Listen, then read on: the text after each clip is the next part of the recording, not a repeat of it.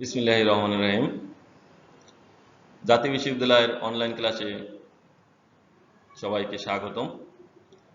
করোনাকালীন শিক্ষা কার্যক্রম চলমান রাখার স্বার্থে জাতীয় বিশ্ববিদ্যালয়ের উদ্যোগে অনলাইন ক্লাসে সংযুক্ত হতে পারে আমি আনন্দিত। সবাইকে স্বাস্থ্যবিধি মেনে চলার আহ্বান জানাচ্ছি। প্রিয় শিক্ষার্থীবৃন্দ, জাতীয় বিশ্ববিদ্যালয়ের এই উদ্যোগকে আমি স্বাগত জানাই। কারণ হচ্ছে শিক্ষা ব্যবস্থা থেকে তোমাদের দোরগোড়ায় পৌঁছে দেওয়ার জন্যই তারা এই উদ্যোগটি গ্রহণ করেছেন। এর জন্য প্রথমেই ধন্যবাদ জানাই জাতীয় বিশ্ববিদ্যালয়ের VC professor doctor Mohammad Harun Rashid স্যারকে, যার অক্লান্ত পরিশ্রমের ফসল হচ্ছে এই উদ্ভাবন। আমি মোহাম্মদ শাহাদাত হোসেন, সহকারী অধ্যাপক অর্থনীতি, সরকারি বিএম কলেজের পক্ষ থেকেও তোমাদেরকে স্বাগত জানাচ্ছি। আজকের ক্লাসে অর্থনীতি চতুর্থ বর্ষের ক্লাস, কোর্স কোড 24/22-17, কোর্সের নাম economic system and development pattern, lecture number 1, লেকচারের শিরোনাম ইকোনমিক সিস্টেম। এই ক্লাস থেকে যদি তোমরা উপকৃত হও তাহলেই আমাদের এই সকলের প্রচেষ্টা সার্থক হবে। তোমাদেরকে আবারও ক্লাসে স্বাগত জানাচ্ছি। প্রশ্ন হচ্ছে, অর্থনৈতিক ব্যবস্থা কি? আর্থসামাজিক সমাজ গঠনের ব্যাখ্যা দাও, 5টি পদ্ধতি ও এদের বৈশিষ্ট্য লিখ। Question, what is economic system? Explain the socioeconomic formation, 5 system and it's characteristics. অর্থনৈতিক পদ্ধতি বা ব্যবস্থা। অর্থনৈতিক ব্যবস্থা বলতে এমন এক পদ্ধতি বোঝায় যার অধীনে বিভিন্ন নিয়মনীতি অনুসরণ করে সম্পদ এবং দ্রব্য ও সেবার বন্টন বোঝায়। সম্পদ ও দ্রব্য সেবার বন্টন নির্ভর করে বিভিন্ন সাংগঠনিক বা প্রতিষ্ঠানের কাজকর্মের উপরে। আবার বিভিন্ন অর্থনৈতিক কাজকর্ম করার জন্য সিদ্ধান্ত গ্রহণ করে এজেন্ট বা প্রতিনিধি থাকে। এখন অর্থনৈতিক ব্যবস্থা হচ্ছে এমন একটা ব্যবস্থা যার অধীনে বিভিন্ন নিয়মনীতি অনুসরণ করে সম্পদ, দ্রব্য, সেবার বন্টন বোঝায়। এখানে বিভিন্নভাবে সম্পদ উৎপাদন, ব্যবস্থাপনা, বন্টন করা হয়ে থাকে। এগুলো আবার বিভিন্ন সিদ্ধান্ত গ্রহণ করে এজেন্ট থাকে। আমরা বিভিন্ন এজেন্টের নাম জানি, যেমন পরিবার বা ব্যক্তি, বিভিন্ন উৎপাদক ফার্ম, সরকার বা আধা সরকারি প্রতিষ্ঠান, যৌথ সিদ্ধান্ত গ্রহণ করে এজেন্ট, যেমন শ্রমিক সংঘ, ব্যবসা সমিতি, উৎপাদক সমিতি ইত্যাদি। উপযুক্ত সিদ্ধান্ত গ্রহণ করে এজেন্ট বা প্রতিনিধির মাধ্যমে বিভিন্ন অর্থনৈতিক কাজকর্ম করার সাংগঠনিক বা প্রাতিষ্ঠানিক কাঠামোকে অর্থনৈতিক ব্যবস্থা বলা হয়। এখানে যে এজেন্টের কথা হয়েছে, একটা হচ্ছে পরিবারও একটি এজেন্ট, বিভিন্ন উৎপাদক ফার্ম, একটা সরকারি বা আধা সরকারি প্রতিষ্ঠান। যৌথ সিদ্ধান্ত গ্রহণের কেন বলা হয়েছে? কারণ শ্রমিক সংঘের সাথে শ্রমিকের এবং মালিকের যে সম্পর্কটা, ব্যবসায় সংহতি আছে, বিভিন্ন ব্যবসায় সমিতি আছে, উৎপাদক সমিতি আছে ইত্যাদি ইত্যাদি। এগুলোকে সাধারণত এই যে 4টা এজেন্ট আছে, এই এজেন্ট বা প্রতিনিধির মধ্যে অর্থনৈতিক কাজকর্ম করার সাংগঠনিক বা প্রাতিষ্ঠানিক কাঠামোকে অর্থনৈতিক ব্যবস্থা বলা হয়। উৎপাদন প্রণালী তথা উৎপাদনশীল শক্তি বা উৎপাদন সম্পর্কের প্রেক্ষিতে মানব সমাজের আর্থসামাজিক ক্রম বিকাশের ঐতিহাসিক ধারা 5টি পৃথক স্তরে ভাগ করা যায়। যে মানব সৃষ্টি থেকে এখন পর্যন্ত যে উৎপাদন প্রণালী বা উৎপাদনশীল শক্তি ছিল অথবা উৎপাদনের সাথে সম্পর্ক ছিল, সেই সম্পর্ককে অথবা শক্তিকে, উৎপাদন নীতিকে আমরা 5টি পৃথক ভাগে ভাগ করতে পারি। এই 5টি স্তর হচ্ছে আদিম গোষ্ঠীগত বা সাম্যবাদী সমাজ, দাস প্রথা বা দাস সমাজ, সামন্তবাদী সমাজ বা সামন্ত প্রথা, পুঁজিবাদী বা ধনতান্ত্রিক সমাজ এবং সমাজতান্ত্রিক সমাজ। আমরা আজকের লেকচারে এই যে 5টা শ্রেণীবিভাগ আছে আর্থসামাজিক গঠন অনুসারে, যে বিভিন্ন শ্রেণীবিভাগ, তার মধ্যে এই 5টা শ্রেণীবিভাগ নিয়ে সংক্ষেপে আলোচনা করব। আদিম গোষ্ঠীগত বা সাম্যবাদী সমাজ। আদিম সাম্যবাদ বা আদি সাম্যবাদী সমাজ বা আদিম গোষ্ঠীগত সমাজ বা আদিম গোষ্ঠীবদ্ধ গঠনরূপ হচ্ছে কার্ল মার্কস বা ফ্রেডরিক অ্যাঙ্গেলসের কাছ থেকে উদ্ভূত একটি ধারণা। প্রাইমেটিভ কমিউনিজম, ইংরেজি হচ্ছে প্রাইমেটিভ কমিউনিজম, এটি হচ্ছে কার্ল মার্কস আর ফ্রেডরিক অ্যাঙ্গেলসের কাছ থেকে উদ্ভূত একটি ধারণা। তারা যুক্তি দেন যে ঐতিহ্যবাহী শিকারী সংগ্রাহক গোষ্ঠী সমাজগুলি সমমাত্রিক সামাজিক সম্পর্ক, সাধারণ মালিকানার উপর ভিত্তি করে টিকেছিল। কিভাবে? শিকারী সংগ্রাহক গোষ্ঠী সমমাত্রিক সামাজিক সম্পর্ক, যাদের মাতৃ অথবা যাদের সাথে ভালো সম্পর্ক তারা একত্র হয়, অথবা সাধারণ মালিকানার উপর ভিত্তি করে টিকেছিল। মার্কসের আর্থসামাজিক কাঠামো সমূহের মডেলগুলিতে আদিম সাম্যবাদের সাথে চলতি সমাজগুলিতে কোনো ক্রমান্বয়িক সামাজিক শ্রেণীর গঠন বা পুঁজির সঞ্চয়ন ছিল না। সমাজতাত্ত্বিক গবেষক, বিশেষ করে মার্ক্সবাদীদের মতে মানুষের প্রাথমিক সামাজিক সংগঠনের রূপ ছিল যৌথ এবং সাম্যবাদী। প্রথম যখন পৃথিবীতে মানুষ বনে জঙ্গলে বাস করত, তাদের সংগঠনের রূপ ছিল কি যৌথ এবং সাম্যবাদী। তারা একে অপরের সহযোগিতা করত। জীবন রক্ষার জন্য উৎপাদনের উপায়গুলো খুবই অনুন্নত ছিল। তখন যেগুলো দিয়ে আসলে জীবন রক্ষা করা যাবে সেগুলো ছিল খুবই অনুন্নত। শ্রম বিভাগও বিকাশ লাভ করেনি। নারী পুরুষের কাজের মধ্যে তেমন পার্থক্য সৃষ্টি হয়নি। এই পর্যায়ে উৎপাদনের ক্ষেত্রে ব্যক্তিত্বের সম্পর্ক ছিল অপরিহার্যরূপে সামাজিক এবং সমষ্টিগত। কারণ সমষ্টিগত সম্পর্ক না থাকলে যে কোনো শিকারে যাওয়া, দ্রব্য উৎপাদন করা বা ফলমূল সংগ্রহ করা একার পক্ষে সম্ভব ছিল না। কারণ ওই সময় বনে জঙ্গলে বিভিন্ন সমস্যা ছিল, বিপদ ছিল। সুতরাং তাদের অপরিহার্য সামাজিক এবং সমষ্টিগত সম্পর্ক ছিল। উৎপাদনের উপায়, অর্থাৎ যেগুলো উৎপাদন করা হতো, সুচালো পাথর, বর্ষা, বল্লম ইত্যাকার উৎপাদনী যন্ত্রগুলি ছিল গোত্র বা গোষ্ঠীর যৌথ মালিকানাধীন সম্পত্তি। যতগুলোই তাদের ওই সময় আদিম অস্ত্র ছিল সেগুলো ছিল গোত্র বা গোষ্ঠীর। যে সময় শিকারে যাবে সে সময় ওগুলো নিয়ে যাবে, আর যারা বাড়িতে থাকবে তারা বসে থাকবে। তার ব্যবহার ছিল সমষ্টিগত এবং তারা সবাই একত্রে এগুলোই ব্যবহার করত। উৎপাদিত বা সংগৃহীত খাদ্য সম্পদের ভোগও ছিল সমষ্টিগত। এখন যদি সাম্যবাদী গোষ্ঠীগত সমাজের কথা বলি, মানুষ যখন একসময় বনে জঙ্গলে বসবাস করত, তাদের মধ্যে সাম্যবাদ ছিল, একজন আরেকজনকে সহযোগিতা করা। তাদের মধ্যে সামাজিক সম্পর্ক ছিল সমমাত্রিক, যে একজন আরেকজনের সাথে সম্পর্ক রাখবে এবং সামাজিক সম্পর্ক এমনভাবে রাখবে যাতে কেউ যদি বিপদে পড়ে তাকে উদ্ধার করা, শিকার করতে গেলে সবাই একত্রে যাওয়া, উৎপাদন করতে গেলেও সবাই একত্রে করা। কারণ ওই সময় শিকার বলো, উৎপাদন বলো, বসবাস বলো, সবগুলোই ছিল আসলে বিপদ সংকুল। এই সময় যে ছোট ছোট অস্ত্র ছিল, সাধারণত অস্ত্র তৈরি করতো কি দিয়ে? সুচালো পাথর, বর্ষা, বল্লম, এই লোহার কিছু যন্ত্র দিয়ে। এগুলো আসলে যখন তারা শিকারে যেত অথবা কোনো উৎপাদন করার জন্য যেত, এগুলো সবাই তারা ব্যবহার করতে। এগুলো ছিল যৌথ মালিকানা সম্পত্তি। এটাকে সাধারণত বলে আদিম গোষ্ঠীগত বা সাম্যবাদী সমাজ।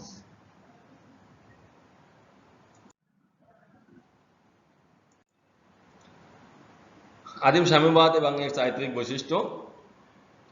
মানুষের প্রাথমিক সামাজিক জীবন আদিম সাম্যবাদ যখন চালু ছিল তখন কোনো ধরনের ব্যক্তিগত মালিকানা ছিল না। আমরা একদিন যে মানুষ যখন প্রথম দিকে অথবা যখন মানুষ গুহায় বসবাস করত, অথবা জঙ্গলে বসবাস করত, অথবা গোত্র ছিল, বিভিন্ন গোত্র, তখনকার কথা যদি বলি, তাদের কোনো ব্যক্তিগত মালিকানা ছিল না। যেখানে ফসল হতো সেখানে সবাই মিলে চাষাবাদ করত, সবাই মিলে ভোগ করত। যে জঙ্গলে ফল পাওয়া যেত সে জঙ্গলে সবাই মিলে ফলমূল সংগ্রহ যেত এবং একত্রে গিয়ে খাবার সংগ্রহ করে নিয়ে আসত। মানুষ যৌথভাবে বসবাস করত। গোত্র দলবদ্ধভাবে খাবার জোগাড়, যেটা বলছিলাম যে সবাই দলবদ্ধভাবে খাবার জোগাড়, যৌথভাবে খেত। তার মানে একটা হরিণ শিকার করে আনলো এবং ওই গোত্রের সবাই বসে একত্রে ভাগাভাগি করে খেত। যেদিন খাবার জুটতো সবাই মিলে ভাগ করে খেত, না জুটলে সবাই না খেয়ে থাকতো। এই যে সাম্যবাদ, সবাই খেলে আমিও খাবো, সবাই না খেলে আমিও না খেয়ে থাকবো। ঝড় বৃষ্টি, প্রাকৃতিক দুর্যোগ যৌথভাবে মোকাবেলা করত। যে কোনো বিপদের সময় সবাইকে একত্রে মোকাবেলা করত। বনের পশু বা জঙ্গলের কোনো মালিক ছিল না, সব ছিল মালিকানাহীন। সবার সমান অধিকার। উৎপাদনের উপকরণ ছিল সমাজের অধিকারে, যেগুলো আমরা আগেই বলছি, উৎপাদনের উপকরণ অথবা শিকার সংগ্রহের যে যন্ত্রপাতি সেগুলো ছিল সমাজের অধিকারে। উৎপাদনের উপকরণ উপর ব্যক্তিগত মালিকানার ধারণা তখনও আসেনি। কারণ সবাই, আমরা একটা জিনিস যেটা আছে সেটা সবাই ব্যবহার করব, আমার ব্যক্তিগত কোনো অধিকার কোনোদিন নেই। কোনো শ্রমিক শ্রেণী ছিল না, তাই কোনো শ্রেণী শোষণও ছিল না। যেহেতু মানুষে মানুষে কোনো ভেদাভেদ ছিল না, ভেদাভেদ না থাকার কারণে এই যে বর্তমান সমাজে শোষণ, বঞ্চনা, লাঞ্ছনা, গঞ্জনা ইত্যাদি এগুলা ছিল না। নারী পুরুষের ভেদাভেদ ছিল না, বিয়ে প্রথা গড়ে ওঠেনি, সেজন্য সন্তান মায়ের পরিচয় পরিচিত হতো। এই যে সাম্যবাদটা, অথবা মানুষ যখন এই সভ্যতার আলো পায়নি, আমরা নিজেদেরকে সভ্য দাবি করি, কিন্তু এই সভ্যতার চেয়ে তখনকার সমাজ কিন্তু অনেক ভালো ছিল। অবশ্যই এই সামগ্রিক যৌথ ব্যবস্থার মধ্যে আদিম সাম্যবাদী সমাজে ব্যক্তিগত মালিকানা যে কিছুই ছিল না এমন নয়। দেহ দেহাবরণ অবশ্যই ব্যক্তিগত ছিল। দেহ আবরণ, আমার নিজের দেহ, এটা ছিল ব্যক্তিগত। উৎপাদনী যন্ত্র যে আদৌ ব্যক্তিগত থাকতে পারত না এমন নয়, কিন্তু সামগ্রিকভাবে বাস্তব পরিস্থিতি এমন ছিল যে গোত্র বা গোষ্ঠীর ঐক্যবদ্ধ যৌথ প্রচেষ্টা পরিশ্রম ব্যতীত ব্যক্তির পক্ষে খাদ্য সংগ্রহ করে বড়ি প্রকৃতি ও বন্য পশু বা প্রতিদ্বন্দ্বী মানবগোষ্ঠীর আক্রমণ প্রতিরোধ করে জীবন রক্ষা সম্ভব ছিল না। এখন একটা জিনিস এখানে দেখার মতো, যে ব্যক্তিগত সম্পদ ছিল নিজের দেহ, এবং কিছু উৎপাদনী যন্ত্র ব্যক্তিগত ছিল, কিন্তু সামগ্রিক পরিস্থিতি এমন ছিল যে কোনো সময় বনে পশু বাঘ সিংহ হামলা করতে পারে, অথবা আমরা যে গোত্রে আছি অন্য গোত্রের মানুষ হামলা করতে পারে। তাই কি সবাইকে একত্রে থাকতে হবে, একত্রে সামগ্রিক পরিস্থিতি মোকাবেলা করতে হবে, এবং খাদ্য সংগ্রহ করা, বন্য পশুর আক্রমণ থেকে রক্ষা করা, সবকিছুই ছিল কি একজনের পক্ষে চ্যালেঞ্জ অথবা কঠিন। তাই সবাই একত্রে কাজ করতে, এটাই ছিল আদিম সাম্যবাদের বৈশিষ্ট্য। উৎপাদনের উপায় যৌথ, সম্প্রদায়গত মালিকানা ও শোষণের অনুপস্থিতি, স্বাভাবিক লিঙ্গ বয়সের ভিত্তিতে বিভক্তির ভিত্তিতে যৌথ শ্রম, দ্রব্য সামগ্রী সমবন্টন, উৎপাদকিয়া শক্তির বিকাশের নিম্নমাত্রা এর চারিত্রিক বৈশিষ্ট্য। এক ছিল যৌথ, সম্প্রদায়গত মালিকানা ছিল, উৎপাদনের হাতিয়ারগুলো আমরা আগেই জেনেছি। শোষণ অনুপস্থিত, যেহেতু ওখানে কোনো শ্রেণী ছিল না, সুতরাং শোষণও ছিল না। স্বাভাবিক লিঙ্গ বয়সের বিভক্তির ভিত্তিতে যৌথ শ্রম, যে যেরকম শ্রম দিতে পারবে তাকে সেই অনুযায়ী কাজ দেওয়া হতো। উৎপাদন শক্তির বিকাশের নিম্নমাত্রায় চারিত্রিক বৈশিষ্ট্য, উৎপাদন যেহেতু মানুষের ছিল অজ্ঞ, অথবা তাদের সেই যন্ত্রপাতি ছিল না, তাই উৎপাদন ছিল সবচেয়ে কম। এইরকম যে সমাজ আদিকালে বিরাজমান ছিল, সেই যে সমাজ আদিকালে বিরাজমান ছিল সেই সমাজকে আদিম সাম্যবাদী সমাজ বলা হয়।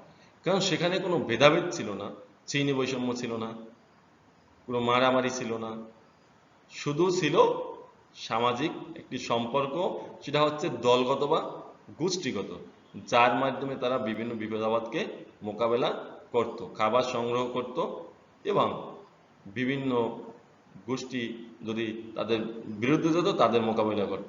এবং এখানে বয়স লিঙ্গভেদে তাদেরকে আলাদা আলাদা কাজ দেওয়া হতো, যে যে কাজ পাবে তাকে সেই কাজ দেওয়া হতো। এই সমাজকেই সাধারণত আদিম সাম্যবাদী সমাজ বলা হয়।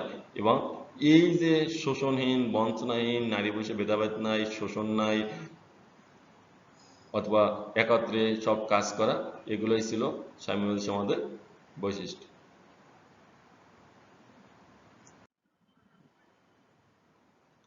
এরপর আসি আমরা দ্বিতীয়টায়, দাস প্রথা। দাস প্রথার সংজ্ঞা: দাস প্রথা একটা অনুমোদিত সামাজিক আইনানুগ ব্যবস্থা।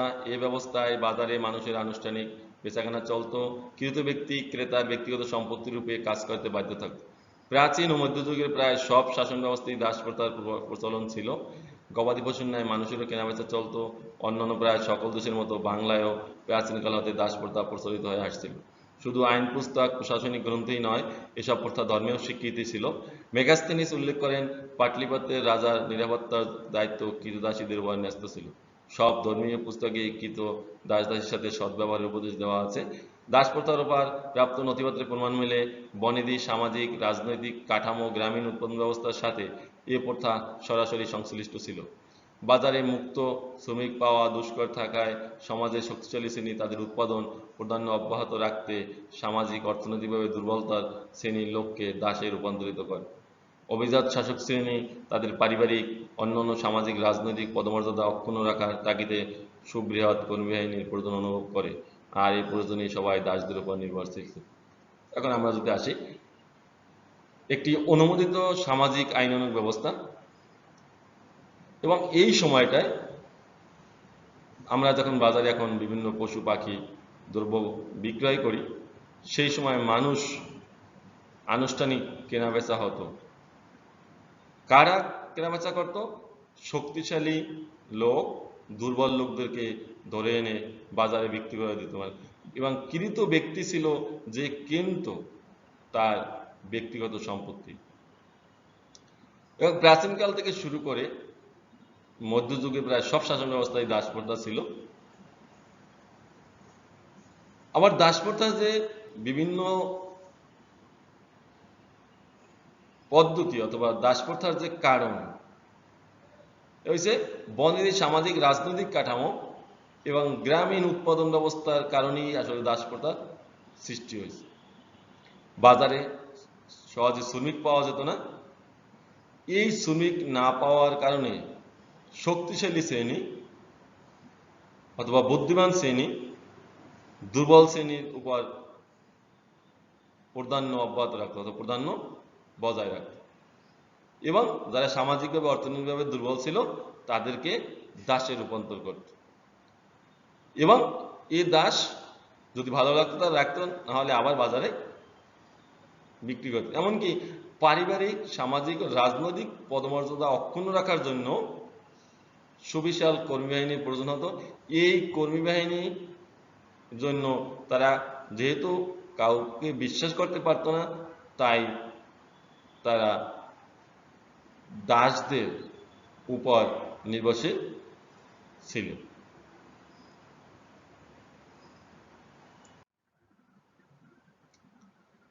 দাসপ্রথার বৈশিষ্ট্য। সামাজিক স্তরবিন্যাসের অন্যতম একটি প্রকারভেদ হল দাসপ্রথা। এটি সামাজিক অসমতার চূড়ান্ত রূপ। দাস বলতে এমন একজন ব্যক্তিকে বোঝায় যিনি সামাজিক আইন ও প্রথার মাধ্যমে অন্য একজন ব্যক্তির সম্পত্তি হিসাবে গণ্য হয়। উক্ত ব্যক্তি তাকে ইচ্ছামতো ব্যবহার করতে পারেন। প্রাচীনকালে গ্রিস ও রোমান সমাজে দাসপ্রথার প্রচলন ছিল। বর্তমান বিশ্বে দাসপ্রথার বিলুপ্ত ঘটেছে, তবে উন্নয়নশীল অনেক দেশেই দাসপ্রথার পরোক্ষ প্রভাব পরিলক্ষিত হতে দেখা যায়। দাসপ্রথার কিছু বৈশিষ্ট্য পাওয়া যায়, তা হল এখন সামাজিক যে স্তরবিন্যাস, বনেদি লোক, উচ্চপদস্থ রাজনৈতিক ব্যক্তিত্ব, সামাজিকভাবে প্রতিষ্ঠিত ব্যক্তিত্ব, বিভিন্ন প্রকারের মধ্যে একেবারে সর্বনিম্ন প্রথম হল দাস। এবং সামাজিক আইন এবং প্রথার মাধ্যমে এক ব্যক্তিকে অন্য ব্যক্তির সম্পত্তি, দুর্বল ব্যক্তিকে যে কিনে নিবে সে হচ্ছে ওই কৃত ব্যক্তির ব্যক্তিগত সম্পত্তি। তিনি তার ইচ্ছা মতো তাকে ব্যবহার করতে পারেন, আবার ভালো না হলে তাকে বিক্রি করে দিতে পারেন। ওই ব্যক্তির কোনো সামাজিক মর্যাদা ছিল না অথবা তার এমন কোনো অবস্থান ছিল না যে সে নিজের মতো নিজের কাজ করতে পারে। প্রত্যেক দাসকে তার মনিবের কথা মতো চলতে হয়। এখন যেহেতু মনিব তার মালিক, মনিব তাকে কিনে নিয়েছে, সুতরাং তার কথা মতো প্রত্যেক দাসকে চলতে হয়। দাসদের কোনো রাজনৈতিক অধিকার নেই, তারা মনিবের ইচ্ছে মতো চলতে বাধ্য। কোনো রাজনৈতিক অধিকার নেই, কারণ সে ভোটাধিকার করতে পারবে না, কোনো কথা বলতে পারবে না। মনিব যা বলবে তাই, সেভাবে চলতে বাধ্য। প্রত্যেক দাসের মনিব থাকা আবশ্যক, কারণ হচ্ছে মনিব যদি না থাকে তাহলে তো সে দাস না, সে মুক্ত ব্যক্তি, স্বাধীন ব্যক্তি। সুতরাং যার মনিব আছে সেই দাস। দাসরা কিছু শর্তের মাধ্যমে আবদ্ধ থাকে। উৎপাদনের উপকরণ হিসেবে দাসদের ব্যবহার করা হতো। আমরা যে উৎপাদনের ফ্যাক্টরস অফ প্রোডাকশন বলি, আদিম সমাজে দাসদেরকে সেই ফ্যাক্টরস অফ প্রোডাকশনের একটা অংশ ধরা হতো, কারণ তারা কিছু শর্তের মাধ্যমে থাকতো এবং তারা মাত্র উৎপাদন করত। দাস হচ্ছে সামাজিকভাবে নিচু ও ঘৃণার পাত্র। প্রতিটি দাস তার মনিবের অধীনস্থ। দাসদের উপর মনিবের ক্ষমতা ছিল সীমাহীন। দাসকে মনিবের দখলীয় বস্তু বা সম্পত্তি হিসেবে ব্যবহার করা হতো। দাসদের কোনো স্বাধীনতা ছিল না। আমরা এই যে কতগুলো ক্যারেক্টারিস্টিক দেখলাম, এর মাধ্যমে বোঝা যায় যে একজন মানুষের যিনি দাস, তার কোনো ক্ষমতাই ছিল না, না রাজনৈতিক, না সামাজিক, না ঐচ্ছিক, না আবশ্যিক। এমনকি এমনও শর্ত ছিল কোনো, আমরা যে কতগুলো বৈশিষ্ট্য দেখলাম, আসলে একজন মানুষ হিসেবে দাসের কোনো অধিকারই ছিল না, এবং সে মাত্র একটি উৎপাদন উপকরণ বলো, দ্রব্য বলো, অথবা ব্যক্তির স্থাবর অথবা অস্থাবর সম্পত্তি বলো, সেই হিসাবেই চলতে বাধ্য হতো। এবার আসি সামন্ত সমাজ বা সামন্তবাদ। সামন্তবাদের ইংরেজি শব্দ ফিউডালিজম, এর উৎপত্তি ল্যাটিন শব্দ ফিউডালিস এবং ফরাসি শব্দ ফিউডালাইট শব্দ থেকে। ব্যুৎপত্তিগতভাবে ফিউডালিজম শব্দটির অর্থ সামন্ততন্ত্র তন্ত্র। রোমান সাম্রাজ্য পতনের পর সামন্তবাদ গড়ে ওঠে। এটি এমন একটি অবস্থা যেখানে স্থানীয় ভূস্বামীদের মধ্যে রাজনৈতিক ক্ষমতা বিকেন্দ্রীভূত ছিল। সামরিক সাহায্যের বিনিময়ে ভূমি বণ্টন প্রচলিত ছিল। প্রখ্যাত ঐতিহাসিক জ্ঞানচোপ বলেন, মধ্যযুগীয় ইউরোপে কতগুলো অদ্ভুত ব্যবস্থার উদ্ভব হয়েছিল যা বিকাশ লাভ করেছিল একখণ্ড ভূমিকে কেন্দ্র করে। অর্থাৎ একজন আরেকজনের জমি দান করবেন, জমি প্রদানকারী হচ্ছেন লর্ড, আর যিনি গ্রহণ করবেন তিনি হচ্ছেন ভেসেল। এই লর্ড ও ভেসেলের মধ্যে সম্পর্ক সৃষ্টির জন্য যে সমাজ ব্যবস্থার উদ্ভব হয়েছিল তাকে সামন্তবাদ বলে। এখন এই যে ঐতিহাসিক জ্ঞানচোপ যেটা বলছেন, একখণ্ড ভূমিকে কেন্দ্র করে একটি অদ্ভুত ব্যবস্থার উদ্ভব হয়েছে। কারণ একখণ্ড জমি কাউকে দিবেন কিছু শর্তের বিনিময়ে, যিনি জমি দিবেন তিনি হবেন লর্ড, আর যিনি জমি নেবেন তিনি হচ্ছেন ভেসেল। এই লর্ড এবং ভেসেলের মধ্যে সম্পর্ক সৃষ্টির জন্য যে সমাজ ব্যবস্থা উদ্ভব হয়েছিল তাকে বলা হয় সামন্তবাদ বা সামন্তবাদী সমাজ। নিম্নে এর কিছু বৈশিষ্ট্য আমরা আলোচনা করব। জমির মালিকানা। সামন্ততন্ত্রের রাজা লর্ডই ছিলেন ভূমির মালিক। লর্ড কতিপয় শর্তের বিনিময়ে তার অধীনস্থ সামন্তপূর্বদের মধ্যে জমি বন্দোবস্ত করতেন। রাজার কাছ থেকে ডিউক, কাউন্ট, আর্ল, ম্যানগ্রেট প্রভৃতি সামন্তপূর্বরা জমি পেতেন। এদেরকে টেনান্টস ইন চিফ বলা হতো। এরা আবার তাদের জমির সিংহভাগ ব্যারন, ডিসকাউন্ট প্রভৃতির মধ্যে বন্টন করে দিতেন। এভাবে সর্বনিম্ন পর্যায়ে যারা ভূমির মালিক তাদেরকে নাইট বলা হতো। রাজাই ছিলেন সমস্ত ভূমি। রাজার কাছে বিভিন্ন লোক ভূমি নিতেন, তারা ছিলেন রাজা ছিলেন লর্ড, আর যারা ভূমি নিতেন তারা ছিলেন ভেসেল। সেই ভেসেলরা আবার বিভিন্ন জনকে জমি বন্দোবস্ত দিতেন। যে বন্দোবস্ত দিতেন জমি যে দিতেন তিনি লর্ড, আর যে নিতেন তিনি ভেসেল। এভাবে সর্বনিম্ন পর্যায়ে যারা থাকতো জমি নেওয়া তাদেরকে বলা হতো নাইট। নাইট কখনোই লর্ড হতে পারতেন না, কিন্তু রাজাবাদে কোনো লর্ডই যে কোনো লর্ডই ভেসেল, আবার যে কোনো ভেসেলই লর্ড। এস্টেট ব্যবস্থা। সামন্ততন্ত্র তিন ধরনের এস্টেট বিভাগ ছিল। প্রথম এস্টেট বলতে জমিদারি বুঝলেও পরবর্তীতে এ ধরনের স্তর বিন্যাস বোঝাতে এস্টেট শব্দ ব্যবহৃত হয়। তিন ধরনের এস্টেট ছিল: যাজক সম্প্রদায়, অভিজাত সম্প্রদায় ও জনসাধারণ। মানে তিনটা ভাগ সামন্ত সমাজে। প্রথম শ্রেণীর ভাগে ছিল যাজক, তারপর অভিজাত, সবার শেষে হচ্ছে জনসাধারণ। লর্ড ভেসেল ব্যবস্থা। সামন্ততন্ত্রের রাজা লর্ডই ছিলেন সকল জমির মালিক। আমরা আগেও জেনেছি মালিক ছিলেন, সমস্ত জমির মালিক ছিলেন লর্ড। এক্ষেত্রে ভূমি বিতরণকারী যিনি দায়িত্ব পালন তিনি হলেন লর্ড, আর যিনি ভূমি পেতেন তিনি হচ্ছেন ভেসেল। ভেসেলকে বাংলায় সামন্ত বলা হতো। সামন্ততন্ত্রের লর্ড ব্যতীত সকল সামন্তপূর্বই কারো না কারো ভেসেল, নাইট ছাড়া সকল সামন্তপূর্বই কারো না কারো লর্ড। এখন আমি আগেও বলেছি যে রাজা ছিলেন সমস্ত জমির মালিক এবং তিনি ভূমি বিতরণকারীদের দায়িত্বে ছিলেন, তিনিই ছিলেন লর্ড। তিনি যাকে জমি দিতেন তিনি ছিলেন ভেসেল। ভেসেলকেই সাধারণত বাংলায় বলা হয়, অথবা ভেসেল সমাজকেই সামন্ততন্ত্র বলা হয়। এই সামন্ততন্ত্রে লর্ড ব্যতীত সকল সামন্ত পূর্বই কারো না কারো ভেসেল, আবার নাইট ছাড়া সকল সামন্ত পূর্বই কারো না কারো লর্ড। মেনর প্রথা। সামন্ততন্ত্র জমিদারের খাস খামারকে মেনর বলে অভিহিত করা হতো। মূলত সামন্ত উৎপাদন ব্যবস্থায় উৎপাদনের একক ছিল মেনর। সাধারণত মেনর বলতে সামন্ত কৃষি ব্যবস্থায় কিছু খাস জমির সমন্বয় গড়ে ওঠা স্বনির্ভর আর্থসামাজিক কাঠামোকে বোঝায়। মেনরকে উৎপাদন ব্যবস্থার মৌলিক একক বলা হতো। এখন জমিদারের খাস খামার কি অভিহিত করা হয় মেনর হিসাবে? যেমন জমিদারি, যে এখানে বলা হচ্ছে কিছু কৃষি ব্যবস্থা কিছু খাস জমির সমন্বয় গড়ে ওঠা স্বনির্ভর আর্থসামাজিক কাঠামো। যে এই মেনর সিস্টেমে হচ্ছে একটি নির্দিষ্ট এলাকা তারা গাছ লাগিয়ে অথবা দেয়াল দিয়ে সীমানা নির্ধারণ করত। ওই সীমানার মধ্যেই তাদের সব কিছু চাষাবাদ হতো এবং সেখানে কিছু ভূমিদাস থাকতো। এদের সমন্বয়েই আসলে ওই সমাজ ব্যবস্থা তারা ছিল স্বনির্ভর, এবং এই মেনরকেই উৎপাদন ব্যবস্থার মৌল একক বলা হয়। বংশ পরম্পরায় জায়গী সত্যভোগ। শর্তাধীনে জায়গির প্রদানকে কেন্দ্র করে সামন্ত যুগে শাসন ব্যবস্থা গড়ে উঠেছিল। ফিউডের বিনিময়ে জায়গিরদার তার পূর্ব ভেসেল বা অনুগত সামন্ততে পরিণত হয়। এই সামন্তরা তাদের পূর্ববর্তী অনুগত্যের প্রতিশ্রুতি রক্ষা করে চলা পর্যন্ত বংশানুক্রমে জায়গির শর্ত ভোগ করতে পারত। এই যে জায়গিরদার, তোমরা ইতিহাস যারা পড়েছো তারা দেখবা বিভিন্ন সময় জায়গিরদার ছিল, মানে শর্তাধীনে একটি এলাকার মালিক উনি হইতেন এবং সেই শর্তের বিনিময়ে লর্ডকে কিছু সুযোগ সুবিধা দিতেন, এবং এই জায়গিরদাররা পূর্ব ভেসেল বা অনুগত সামন্তে পরিণত হতো, এবং এদের বংশ পরম্পরা ছিল বাবা মারা গেলে ছেলে, ছেলে মারা গেলে তার ছেলে, এভাবেই তারা সামন্ত পূর্বের প্রতি অনুগত্য অথবা অনুগত প্রতিশ্রুতি রক্ষা করতেন এবং বংশ অনুক্রমে জায়গীসত্ব ভোগ করতে পারতেন।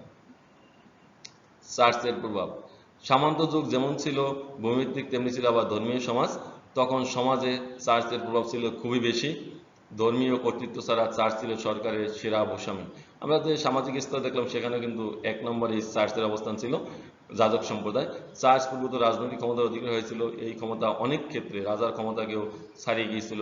চার্চ সামন্ত যুগে সর্বাপেক্ষা বড় শোষকের ভূমিকায় অবতীর্ণ হয়েছিল। এখন যদি আমরা চিন্তা করি, যেমন কৃষিভিত্তিক সমাজ ছিল তেমনি আবার ধর্মীয় সমাজও ছিল, এবং এই ধর্মীয় যাজক সম্প্রদায় যারা বসবাস করতেন চার্চে তাদের প্রভাব ছিল অনেক বেশি, এবং তারা ছিল প্রথম পর্যায়ে ভূস্বামী, এবং তারা রাজনৈতিক ক্ষমতার অধিকার হয়েছিলেন। এই ক্ষমতা এমন পর্যায়ে গিয়েছিল তারা অনেক সময় রাজার ক্ষমতাকেও ছাড়িয়ে গিয়েছিল এবং বড় শোষকের ভূমিকায় অবতীর্ণ হয়েছিল। ভেসেলের স্বাধীনতা। হোমেজ অনুষ্ঠানের মাধ্যমে জমি পাওয়ার সাথে সাথে ভেসেল পূর্ব নিকট থেকে কতগুলো স্বাধীনতা লাভ করে। নিজের ভূখণ্ডে ইচ্ছামতো সৈন্য মোতায়েন করা, প্রজাদের উপর কর আরোপ করা, জরিমানা আদায়, নিজস্ব আদালত স্থাপন করে ও প্রজাদের বিচার করা প্রভৃতি স্বাধীনতা ভেসেল লাভ করেছিল। এখন ভেসেল আমরা জানি লর্ডের কাছ থেকে জমি নিয়ে আসছেন, তিনি হচ্ছেন ভেসেল, এবং সেই জমি নিয়ে আসার কতগুলো শর্তের বিনিময়ে জমি নিয়ে আসার পরেও কিছু কিছু ক্ষেত্রে সে স্বাধীনতা লাভ করেছিল। যেমন তার যে জমি, তার জমিতে সৈন্য মোতায়েন করা, প্রজাদের উপর কর আরোপ করা, তার জমি আবার তাদেরকে দিতেন, তাদের উপর কর আরোপ করা, কথা না শুনলে বিভিন্ন কারণে জরিমানা আদায়, নিজস্ব আদালত স্থাপন করে প্রজাদের বিচার করা প্রভৃতি স্বাধীনতাগুলো ভেসেল লাভ করেছিল। ভূমিদাসদের স্থানান্তর বা গমন। ভূমিদাস সামন্তপূর্বের অনুমতি ব্যতীত তার বাসস্থান ত্যাগ বা মেনর ছেড়ে অন্য কোথাও যেতে পারত না। ভূমিদাস হচ্ছে ওই মেনর প্রথার মধ্যে ভূমিদাস যারা কাজ করত। কোনো সামন্তপূর্ব অন্য কোনো সামন্তের সকল ভূমি হস্তান্তর করলে তখন ভূমির সাথে সাথে ভূমিদাসও হস্তান্তর হয়ে যেত। এখন দেখা যায় যে যারা ওই মেনর প্রথায় ভূমিতে কাজ করত, ভূমিদাস অথবা কৃষি শ্রমিক যাই বলি আমরা, এবং কোনো সামন্তপূর্ব যদি এমন অবস্থা পর্যন্ত তার সামন্তের সকল জমি অন্যজনকে হস্তান্তর করে দিয়েছে, সে লর্ড হইয়া অন্য ভেসেলকে, তাহলে তার সাথে সাথে ভূমির সাথে যে দাস ছিল তারাও হস্তান্তরিত হয়ে যেত।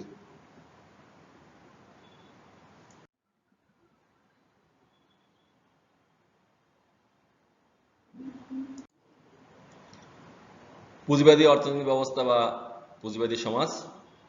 পুঁজিবাদী অর্থনীতি হলো এমন এক ব্যবস্থা যেখানে সরকারি হস্তক্ষেপ ছাড়া পণ্য উপকরণের চাহিদা যোগান দ্বারা এদের দাম নির্ধারিত হয় এবং তার ভিত্তিতে পণ্য উপকরণ ক্রয় বিক্রয় হয়। আমরা যদি ক্যাপিটালিস্ট সোসাইটি অথবা ক্যাপিটালিস্ট ইকোনমিক সিস্টেমের কথা চিন্তা করি, এখানে সরকারি কোনো হস্তক্ষেপ নাই। কি হবে? বাজারে দ্রব্যের চাহিদা যোগান দ্বারা দাম নির্ধারিত হয়, আমরা যেটা বর্তমান যুগে লক্ষ্য করছি, এবং সরকারি হস্তক্ষেপ থাকলেও সেটা ন্যূনতম এবং পরোক্ষ ধরনের হয়। বাস্তবে পুঁজিবাদী অর্থনীতি আমরা যদি চিন্তা করি, পিওর ক্যাপিটালিস্ট সমাজ অথবা পিওর ক্যাপিটালিস্ট ইকোনমিক সিস্টেম আসলে নাই। বর্তমান যুগে পণ্য উৎপাদন, বন্টন, ক্রয় বিক্রয়ের ক্ষেত্রে বাজার প্রক্রিয়ার উপর শতকরা 100% কোনো দেশের সরকার নির্ভর করতে পারে না। আমাদের চিন্তা করি, আমাদের দেশের কথা চিন্তা করি, বিভিন্ন সময় বাজারে যে দ্রব্যমূল্যের ঊর্ধ্বগতি হয়, এগুলো আসলে যদি আমরা সেভাবে ছেড়েই দিতাম, একমাত্র পুঁজিবাদী সমাজ ব্যবস্থা থাকতো, তাহলে কিন্তু সম্ভব হতো না। অনেক সময় কি করে সরকার বিভিন্ন সময় ওখানে হস্তক্ষেপ করে। এই জন্য পুঁজিবাদী অর্থনীতির ধারণা আপেক্ষিক অর্থে ব্যবহৃত হয়। এই অর্থে কোনো দেশে বেশিরভাগ অর্থনৈতিক কাজকর্ম অর্থাৎ সম্পদ বন্টন, উৎপাদন, ভোগের ক্ষেত্রে সরকারের হস্তক্ষেপ না থাকলে সে দেশ পুঁজিবাদী অর্থনীতি বিরাজমান আছে বলে ধরে নেওয়া হয়। সাধারণত বিভিন্ন কাজকর্ম যে করা হয়, যে সম্পদ বন্টন, সম্পদ উৎপাদন এবং ভোগ এবং ক্রয় বিক্রয়, সরকারি হস্তক্ষেপটা খুব কম, এবং সরকার যদি বাধা না দেয় অথবা যে ঠিক আছে চাহিদা যোগান দ্বারা দ্রব্যের দাম নির্ধারিত হোক এবং ক্রয় বিক্রয় হোক, সুতরাং আমরা বাধা দেবো না, তাহলে সেখানে পুঁজিবাদী অর্থনীতি আছে বলে ধরে নেয়। সারা বিশ্বে কিন্তু এখন বলতে গেলে আমরা দেখি যে পুঁজিবাদী অর্থনৈতিক ব্যবস্থা বিরাজমান, যদিও সেটা পিওর না, সব দেশেই সরকার বিভিন্ন সময় ইন্টারভেনশন করে থাকে। নিম্নে পুঁজিবাদী অর্থনৈতিক ব্যবস্থার বৈশিষ্ট্য আলোচনা করা হলো। ব্যক্তিগত সম্পত্তি পুঁজিবাদী অর্থনৈতিক ব্যবস্থায় সম্পদ ব্যক্তি বা ব্যবসা প্রতিষ্ঠানের মালিক থাকে। কতিপয় বিধিনিষেধের আলোকে ব্যক্তিগত মালিকানা পুঁজিবাদী অর্থনীতি স্বীকৃত। সম্পদ থাকবে ব্যক্তির নিজের এবং এই সম্পদের সে মালিক, এবং ব্যক্তি মালিকানা স্বীকৃত। সে আসলে পুঁজিবাদী অর্থনীতির মূল কথাই হচ্ছে যে ব্যক্তিগত মালিকানা থাকবে, সে ইচ্ছে মতো মুনাফা বা ব্যবসা করে। পছন্দ বা ব্যবসা প্রতিষ্ঠানের স্বাধীনতা, পছন্দের ক্ষেত্রে স্বাধীনতা বলতে বোঝায় ব্যক্তি ব্যবসা প্রতিষ্ঠানের সম্পদ মূলধন নিজের পছন্দ মতো ব্যবহার করতে পারবে। এখানে সরকার কোনো হস্তক্ষেপ করবে না, যে একজন লোক নিজ ইচ্ছে মতো নিজ স্বাধীনতা মতো ব্যবসা করবে এবং তার প্রতিষ্ঠান কি উৎপাদন করবে কি বিক্রি করবে সেটা তার নিজ ইচ্ছে, সেটা পুঁজিবাদী অর্থনীতি ব্যবস্থায় আলোচনা করে।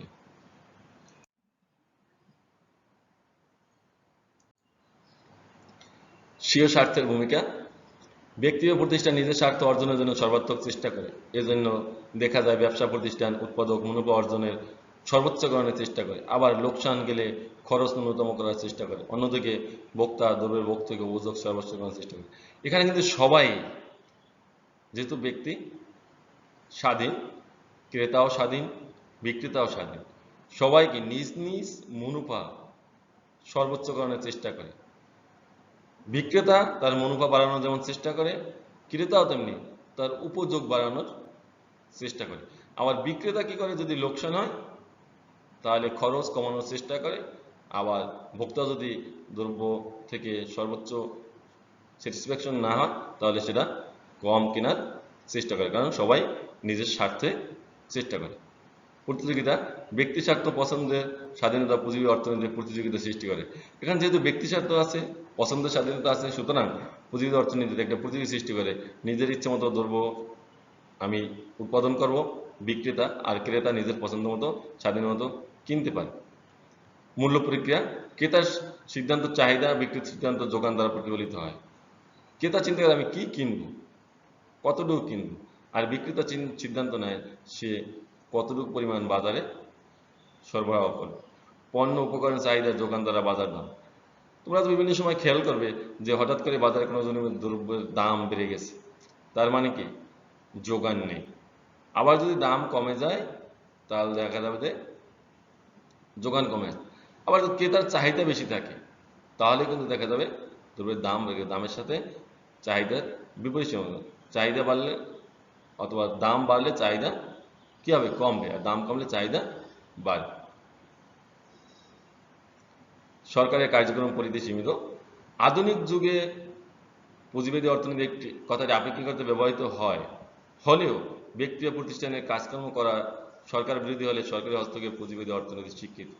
যদিও পুঁজিবাদী অর্থনীতি যেখানে সরকার হস্তক্ষেপ করবে না, কিন্তু এমন কোনো কাজকর্ম যদি হয় যেগুলা সরকার বিরোধী অথবা সরকারের বিপক্ষে যাচ্ছে, তাহলে কিন্তু সরকার সেখানে হস্তক্ষেপ করবে। এটা কিন্তু পুঁজিবাদী অর্থনীতিতে স্বীকার করে নেওয়া হয়, যা সরকার ইচ্ছা করলে হস্তক্ষেপ করতে পারে।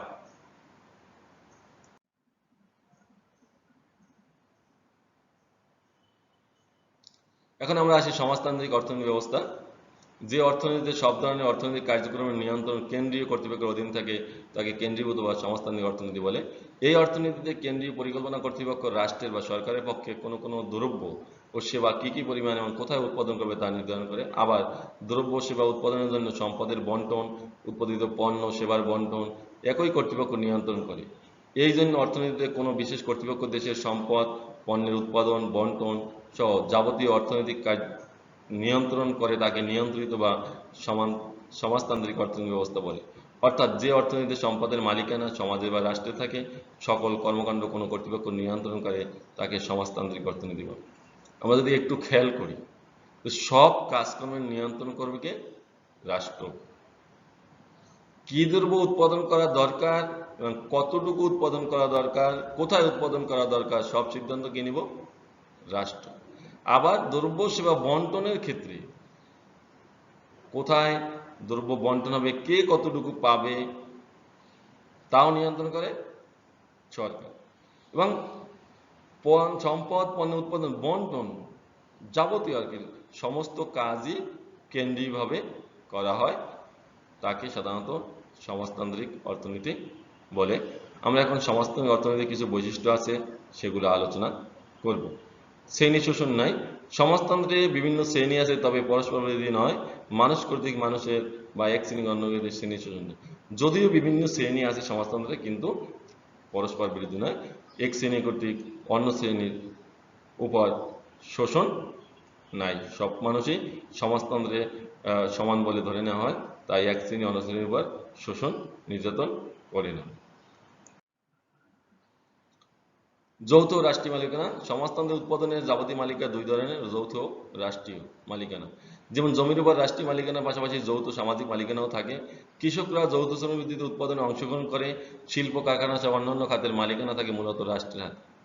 এখন দেখা যায় মালিকানা দুটো হতে পারে, যৌথ হতে পারে, একটা রাষ্ট্রীয়। এবং জমির উপর যেমন রাষ্ট্রীয় মালিকানা থাকে, আবার কৃষকরাও যৌথ শ্রমের ভিত্তিতে উৎপাদনে অংশগ্রহণ করে। শিল্প কারখানা সহ অন্যান্য খাতের মালিকানাও থাকে মূলত রাষ্ট্রের হাতে। অবাধ প্রতিযোগিতা নেই। সমাজতন্ত্রে কোনো অবাধ প্রতিযোগিতা নেই। কোনো প্রতিষ্ঠান পণ্যের দাম নির্ধারণ করতে পারে না। পণ্য উপকরণের দাম কেন্দ্রীয় কর্তৃপক্ষ নির্ধারণ করে। একটা তো আমরা পুঁজিতন্ত্র বলছি অবাধ প্রতিযোগিতা আছে, কিন্তু সমাজতন্ত্রে অবাধ প্রতিযোগিতা নেই। সব কিছুর দামই নির্ধারণ করবে রাষ্ট্র, এবং উৎপাদন কতটুকু করবে সেটাও নির্ধারণ করবে রাষ্ট্র। কাজের পরিমাণ গুণ অনুযায়ী বন্টন।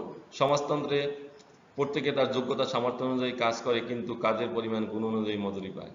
যে যার যতটুকু সামর্থ্য যোগ্যতা আছে সে সেই অনুযায়ী কাজ করবে, এবং সে তার গুণ অনুযায়ী কাজের পরিমাণ এবং গুণ অনুযায়ী মজুরি পাবে। এখানে বিভিন্ন শ্রেণী, আমরা আগেই বলছি বিভিন্ন শ্রেণী আছে, কিন্তু শ্রেণীর শোষণ নাই। যেমন সমাজে উচ্চ শ্রেণী, মধ্যবিত্ত শ্রেণী, নিম্ন শ্রেণী আছে, কিন্তু শ্রেণী শোষণ, যে যার কাজের পরিমাণ এবং গুণ অনুযায়ী সে মজুরি পাবে, সেটাও নির্ধারণ করবে রাষ্ট্র। স্বতঃস্ফূর্ত উৎপাদন ব্যবস্থা। সমাজতন্ত্রে উৎপাদনের সামাজিক মালিকানায় থাকায় উৎপাদনের শক্তি ও উৎপাদন সম্পর্কের মধ্যে বিরোধ দূর হয় এবং সুসম্পর্ক বজায় থাকে। যদি সবকিছুর মালিকানাই রাষ্ট্র, সুতরাং আমি যদি আমার কাজ এবং গুণ অনুযায়ী পারিশ্রমিক পাই, তাহলে কিন্তু আমি উৎপাদন ব্যবস্থা স্বতঃস্ফূর্ত, আমি নিজের স্বেচ্ছায় অথবা স্বতঃস্ফূর্তভাবে আমি কাজ করব। এজন্য সমাজতন্ত্রের উৎপাদন শক্তি সর্বোচ্চ মাত্রায় সুষ্ঠু ও পরিপূর্ণভাবে বিকাশ লাভ করে, যেহেতু আমাকে আমার কাজের ধরন, কাজের পরিমাণ, গুণানুযায়ী আমাকে মজুরি দেওয়া হবে। সুতরাং আমি আমার নিজের ইচ্ছেই কাজ করব, কোন কাজ করলে, কতটুকু কাজ করলে আমি কতটুকু মজুরি পাবো, এই জন্য স্বতঃস্ফূর্তভাবে কিন্তু আমি কাজ করতে পারবে। এই জন্যই কি উৎপাদন শক্তি সর্বোচ্চ মাত্রায় সুষ্ঠু পরিপূর্ণ, এবং সমাজতন্ত্রে উৎপাদন ব্যবস্থা খুব দ্রুতই বিকাশ লাভ করে। সামাজিক, অর্থনৈতিক, রাজনৈতিক লক্ষ্যের সমন্বয়। সমাজতন্ত্রের রাষ্ট্রীয় পরিচালনা উৎপাদনের লক্ষ্য থাকে সমাজের কল্যাণ বাড়ানো, নির্দিষ্ট ব্যক্তি বা গোষ্ঠীর স্বার্থ রক্ষা নয়। আমরা আগেই জানি যেহেতু সমস্ত কিছুর মালিকই রাষ্ট্র, সব কিছু উৎপাদন বন্টন ভোগ কে কিভাবে বন্টিত হবে, কোনটা কিভাবে উৎপাদিত হবে, সবকিছুই যেহেতু রাষ্ট্র, সুতরাং মূল উদ্দেশ্য থাকে সমাজের মানুষের কল্যাণ বাড়ানো, কোনো ব্যক্তি বা গোষ্ঠীর স্বার্থ রক্ষা নয়। সমাজতান্ত্রিক উৎপাদন ব্যবস্থায় পরিকল্পিত সংগতভাবে ব্যক্তি ও সামাজিক স্বার্থের মধ্যে সমন্বয় সাধন করা হয়। যেহেতু উৎপাদন হয় পরিকল্পিতভাবে, এবং যাতে সামাজিক এবং ব্যক্তির ক্ষেত্রে সবারই কল্যাণ হয়, সেইভাবেই সমন্বয় সাধন করা হয়। কেন্দ্রীয় পরিকল্পনা কর্তৃপক্ষ। সমাজতান্ত্রিক অর্থব্যবস্থায় সব ধরনের অর্থনৈতিক কার্যক্রম কেন্দ্রীয় পরিকল্পনা কর্তৃপক্ষ দ্বারা পরিচালিত হয়। দ্রব্য ও সম্পদের বন্টন মূলত এই কর্তৃপক্ষ নিয়ন্ত্রণ করে। সমস্ত পরিকল্পনা কি নিব, একটা কেন্দ্রীয় একটা সরকারের সেল থাকে, সেই সেলই আসলে সব পরিকল্পনা নিবে, কি উৎপাদন হবে, কতটুকু বন্টন হবে, কতটুকু স্টকে রাখা হবে, কাকে কি কাজ দেওয়া হবে, ইত্যাদি ইত্যাদি। সামাজিক নিরাপত্তা। সমাজতান্ত্রিক অর্থনীতিতে জনগণের বিভিন্ন মৌলিক চাহিদা যেমন খাদ্য, বস্ত্র, বাসস্থান, চিকিৎসা ইত্যাদি রাষ্ট্রীয়ভাবে পূরণ করা হয়। এক কথায় এই অর্থনীতির জনগণ বিভিন্ন ধরনের সামাজিক নিরাপত্তা বলায় সুরক্ষিত থাকে। যে মৌলিক চাহিদা যে মানুষের আছে, এই মৌলিক চাহিদা পূরণ করার দায়িত্ব রাষ্ট্রের, এখানে ব্যক্তির কোনো ভূমিকা নেই। সুতরাং যেহেতু আমার সামাজিক নিরাপত্তা আছে, আমার সব চাহিদা রাষ্ট্র পূরণ করবে, সুতরাং এখানে আমি কিন্তু স্বতঃস্ফূর্তভাবে কাজ করবো অথবা ব্যক্তি স্বাধীনতা পাবো এবং কাজ করার, আমার যোগ্যতা অনুযায়ী কাজ করার সুযোগ পাবো। অর্থনৈতিক স্থিতিশীলতা। সব ধরনের সমাজতান্ত্রিক অর্থনৈতিক কার্যক্রম পরিকল্পিতভাবে পরিচালিত হয় বলে সমাজতান্ত্রিক অর্থনীতি সাধারণত বেকারত্ব, মন্দা, মুদ্রাস্ফীতি ইত্যাদি সমস্যার সৃষ্টি হয় না, অর্থাৎ অর্থনৈতিক স্থিতিশীলতা বজায় থাকে। এখানে যদি চিন্তা করি যে সবকিছুই পরিকল্পিত উপায়ে রাষ্ট্রীয়ভাবে সিদ্ধান্ত নেওয়া হয়, জনগণের কোনো সিদ্ধান্ত নেই, যার যার যোগ্যতা অনুযায়ী কাজ দেওয়া হয় এবং যে যত পরিমাণ কাজ করবে তার যোগ্যতা অনুযায়ী তাকে সম্মানিত অথবা মজুরি দেওয়া হবে। এইরকম যদি হয়, তাই বলেই কিন্তু সেখানে বেকারত্ব থাকে না, মন্দা থাকে না, অথবা মুদ্রাস্ফীতিও সৃষ্টি হয় না, সবসময় অর্থনৈতিক স্থিরতা বজায় থাকে। শিক্ষার্থীবৃন্দ, তোমাদেরকে ধন্যবাদ জানাচ্ছি। তোমরা যদি আমার এই লেকচার থেকে সামান্য উপকৃত হও, তাহলে আমার প্রচেষ্টা সফল ও সার্থক হবে। আমি আবারও ধন্যবাদ জানাচ্ছি জাতীয় বিশ্ববিদ্যালয় কর্তৃপক্ষকে এবং অর্থনীতি বিভাগের সমস্ত শিক্ষককে, যারা অক্লান্ত পরিশ্রম করে তোমাদের দোরগোড়ায় শিক্ষা ব্যবস্থাকে পৌঁছে দেওয়ার চেষ্টায় অব্যাহত রয়েছে। তোমাদেরকে ধন্যবাদ জানিয়ে আমি এবার ক্লাস শেষ করছি। খুদা হাফেজ।